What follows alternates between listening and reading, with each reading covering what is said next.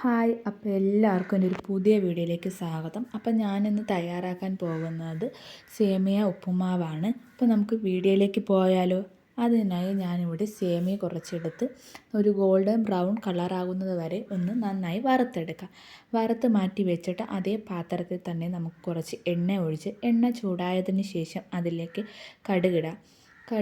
കടുക് നല്ല രീതിക്ക് പൊട്ടിയതിന് ശേഷം ഇതിലേക്ക് അരിഞ്ഞു വച്ചിരിക്കുന്ന ക്യാരറ്റ്, സവാള, ഒരു പച്ചമുളക്, കറിവേപ്പില, ആവശ്യത്തിന് ഉപ്പ് ഇട്ട് നന്നായി ഇളക്കി അടച്ചു വയ്ക്കാം. ഇതൊന്ന് വാടി വന്നതിന് ശേഷം നമുക്ക് ഇതിലേക്ക് ആവശ്യത്തിന് വെള്ളമൊഴിച്ച് ഒന്ന് ഇളക്കി അടച്ചു വെച്ച് ഒന്ന് തിളപ്പിക്കാം. ഇതൊന്ന് തിളച്ച് വന്നതിന് ശേഷം ഇതിലേക്ക് നമ്മൾ വറുത്ത് വെച്ചിരിക്കുന്ന സേമിയ ഒന്ന് ഇട്ട് കൊടുക്കാം.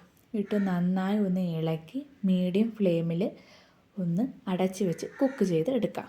അപ്പം നമ്മുടെ സേമിയ ഉപ്പുമാവ് ഇവിടെ തയ്യാറായിട്ടുണ്ട്. എല്ലാവരും ഒന്ന് ട്രൈ ചെയ്ത് നോക്കുക.